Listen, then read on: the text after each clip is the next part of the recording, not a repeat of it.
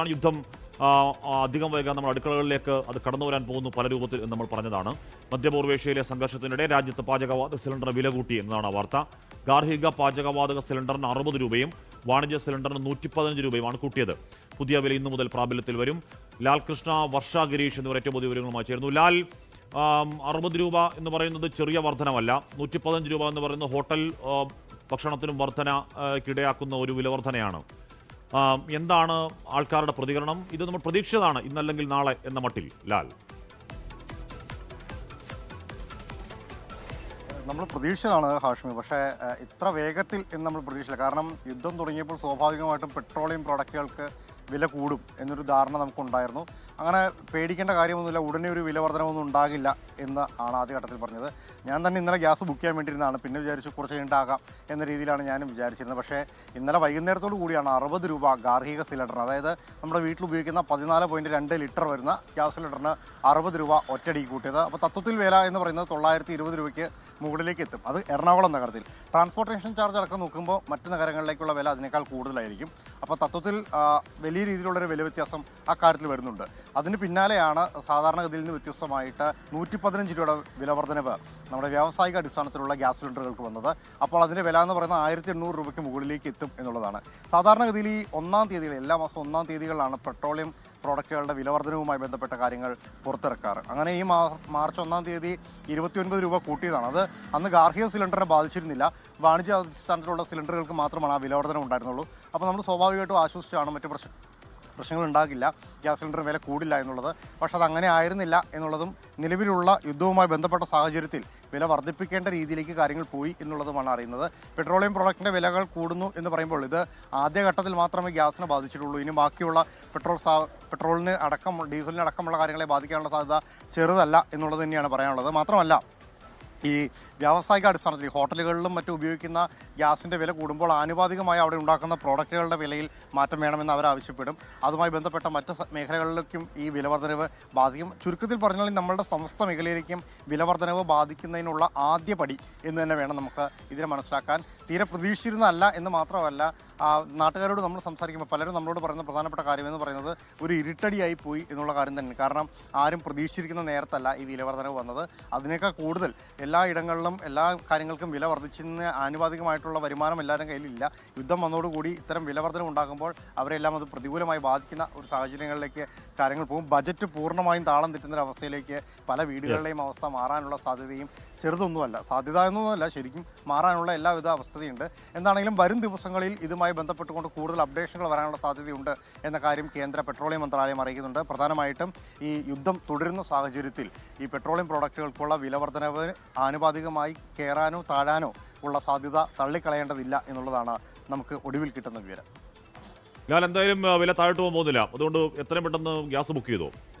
ഞാനൊരു ഒരാഴ്ച ബുക്ക് ചെയ്തായിരുന്നു. ഇപ്പോൾ ഇന്നലെ ഒരു സുഹൃത്ത് വിളിച്ച് പറയുന്നുണ്ടായിരുന്നു ബുക്ക് ചെയ്യാൻ പറ്റുന്നില്ല. ഇതുവരെ നമ്മൾ ബുക്ക് ചെയ്താൽ പെട്ടെന്ന് തന്നെ മെസ്സേജ് വരുന്നൊരു പരിപാടിയാണത്. ഒരു സുഹൃത്ത് വിളിച്ച് പറയുന്നത് ബുക്ക് ചെയ്യാൻ പറ്റുന്നില്ല, എന്തെങ്കിലും തരത്തിലുള്ള എന്തോ ഒരു സാങ്കേതിക പ്രശ്നം എന്ന് പറയുന്നതാണ്. അപ്പോൾ എന്തെങ്കിലും തരത്തിലുള്ള ഗ്യാസ് വിതരണം നിർത്തിവെച്ചോ എന്നൊക്കെ ചോദിച്ചായിരുന്നു. നമ്മൾ നിർത്തിവെച്ചിട്ടൊന്നുമില്ല. അപ്പോൾ എന്തോ സാങ്കേതിക പ്രശ്നം ഉണ്ടോ എന്ന് എനിക്ക് അറിഞ്ഞുകൂടാ. അതോ ഇനി അവൻ്റെ നമ്പറിൻ്റെ വല്ല പ്രശ്നമാണെന്ന് അറിഞ്ഞുകൂടാ. നമുക്ക് നോക്കാം. വർഷ ഗിരീഷ് കൂടി ചേരുന്നു. വർഷ, 60 രൂപ എന്ന് പറയുമ്പോൾ അടിമുടി വീട്ടാങ്ങളുടെ ബജറ്റിനെ ബാധിക്കാൻ പോവാണ്. അപ്പോൾ ഇത് ആയിരക്കണക്കിന് കിലോമീറ്റർ അപ്പുറത്ത് നടക്കുന്ന യുദ്ധം നമ്മളെങ്ങനെ ബാധിക്കാനാ എന്നൊക്കെ കരുതിയിരുന്ന കുറേയധികം ആൾക്കാർ നമ്മുടെ നാട്ടിലുണ്ടായിരുന്നു. അത് ബാധിക്കുമെന്ന് തന്നെ പറഞ്ഞതാണ്. അത് ബാധിച്ചു തുടങ്ങുന്നുണ്ട്. എന്താണ് വീട്ടകങ്ങളുടെ ചിന്ത വർഷ?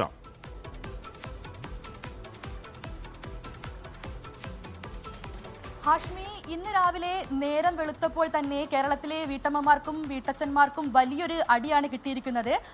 പാചകവാതകത്തിന് ഇത്രയധികം വില വർദ്ധിക്കുമെന്ന് സ്വപ്നങ്ങളിൽ പോലും തങ്ങൾ കരുതിയില്ല എന്നുള്ളതാണ് നമ്മൾ വീടുകളിൽ എത്തുമ്പോൾ അവർ പറയുന്നത്. കാരണം 60 രൂപയാണ് കൂടിയിരിക്കുന്നത്. ഇത് സാധാരണക്കാരനെ സംബന്ധിച്ച് വലിയൊരു തുക തന്നെയാണ്. ഈ ഗാർഹിക പാചകവാതകത്തിന് ഇത്രമാത്രം വില വർദ്ധിക്കുന്നത് ഇത് ആദ്യമാണെന്നുള്ള കാര്യം കൂടി നമ്മൾ എടുത്തു പറയണം. അതുകൊണ്ട് തന്നെ അത് സാധാരണക്കാരുടെ വീടുകളെ വളരെ മോശമായി തന്നെ ബാധിക്കുന്നുള്ള കാര്യമാണ്. ഇവരുടെ കുടുംബ ബജറ്റ് ആകെ മൊത്തം താളം തെറ്റുകയാണ്. നമ്മൾ ഇപ്പോൾ ഉള്ളത് കോഴിക്കോട് എരഞ്ഞിപ്പാലത്ത് ജിഷ ചേച്ചിയുടെ വീട്ടിലാണ്. ചേച്ചി ഇതാ ഇവിടെ പാചകത്തിലാണ് ഉള്ളത്. ചേച്ചി, ഇന്ന് രാവിലെ നേരം വെളുത്തപ്പോൾ ഒരു തിരിച്ചടിയായി പോയല്ലേ?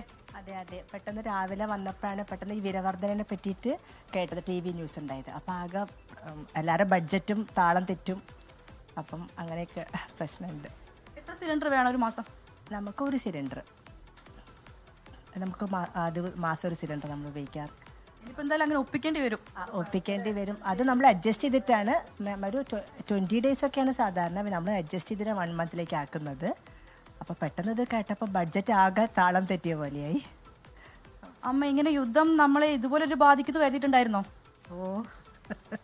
വിലവർധന പ്രതീക്ഷിച്ചിട്ടുണ്ടായിരുന്നു?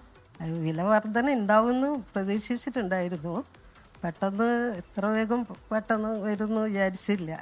ഇന്ന് രാവിലെ TV ന്യൂസ് കേട്ടപ്പോഴാണ് വില വർധന പറ്റിയിട്ട് മനസ്സിലാക്കിയത്. ഇനിയിപ്പോൾ വിറകൊക്കെ കത്തിച്ച് പാചകം ചെയ്യേണ്ട അവസ്ഥയിലേക്ക് ആവുമോ? അത് ആലോചിക്കാൻ പറ്റുന്നില്ല, വിറക് കത്തിക്കുന്ന കാര്യം. ഫ്ലാറ്റുകളൊക്കെ താമസിക്കുന്ന ഇതുവരെ ഞങ്ങൾ അങ്ങനെ ശീലിച്ചിട്ടില്ല. ഫ്ലാറ്റിലൊക്കെ ആവുമ്പോൾ പ്രത്യേകിച്ച് അതൊന്നും പറ്റില്ലല്ലോ. ഒരു വീട്ടിലേക്കും പോകാൻ പാടില്ല. അങ്ങനെയൊക്കെയാണ് ഓരോ വീട്ടിലും ഓരോ കംപ്ലൈൻറ്റ് വരും. അങ്ങനെ അവിടെ തീയിട്ട് പുകയിട്ട് എന്നൊക്കെ പറഞ്ഞിട്ട് അതുകൊണ്ട് അതും ഒന്നും നിവർത്തില്ല ചെയ്യാൻ. അതുകൊണ്ട് അങ്ങനെ ഭയങ്കര ബുദ്ധിമുട്ടാണ് ഗ്യാസിന് വില കൂടിയത്. എല്ലാവർക്കും, സാധാരണക്കാർക്കും തൊഴിലാളികൾക്കൊക്കെ ബുദ്ധിമുട്ട് തന്നെയാണ്. അങ്ങനെ ആകെ താളം തെറ്റും. എല്ലാത്തിനും വില കൂടി, അപ്പോൾ ഗ്യാസിന് വില കൂടി. എല്ലാറ്റിനും വില കൂടിയ സമയമാണ്. ഇപ്പം ഗ്യാസിനും കൂടി ആയപ്പോൾ പറയാനില്ല.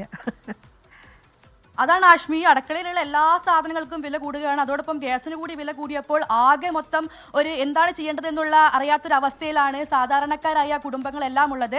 യുദ്ധം ഇത്രമാത്രം നമ്മളെ ബാധിക്കുമെന്ന്, അടുക്കള വരെ എത്തുമെന്ന് കരുതിയില്ല എന്നുള്ളതാണ് ഇവർ പ്രധാനമായും പറയുന്നത്. എന്തായാലും വില കൂടിയത് സാധാരണക്കാരെ വളരെയധികം ബാധിച്ചിട്ടുണ്ട്. അവരുടെ കുടുംബ ബജറ്റ് ആകെ താളം തെറ്റുന്ന ഒരു അവസ്ഥയിലേക്കാണ് പോകുന്നത്. ഒരു രാത്രി ഇരുണ്ട് വെളുത്തപ്പോൾ ഇത്രമാത്രം വില വർദ്ധിക്കുമെന്നുള്ള കാര്യം ഇവർ ചിന്തിക്കുന്ന പോലുമില്ല. അതുകൊണ്ട് തന്നെ വലിയൊരു തിരിച്ചടി തന്നെയാണ് കിട്ടിയിരിക്കുന്നത്.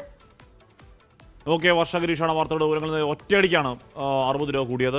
വിറക് വെച്ച് കത്തിക്കാമെന്നൊക്കെ പറയാവുന്നേ ഉള്ളൂ. അങ്ങനെ വിറകൊക്കെ ഇപ്പോൾ എവിടെ കിട്ടാനാണ് ഒന്നാമത്. പിന്നെ പണ്ട് പുകയില്ലാത്ത അടുപ്പൊന്നും കേട്ടായിരുന്നു. ഇപ്പോൾ അതൊന്നും കേൾക്കാനൊന്നുമില്ല. പണ്ട് ചൂടാറാപ്പെട്ടി എന്നൊക്കെ പറഞ്ഞ ശാസ്ത്ര പരിഷത്തിൻ്റെ ഒരു സംവിധാനത്തിൽ പ്രചാരകനായിട്ട് കുറേ നാൾ പ്രവർത്തിച്ചായിരുന്നു എന്ന് പറയുന്ന പോലെ.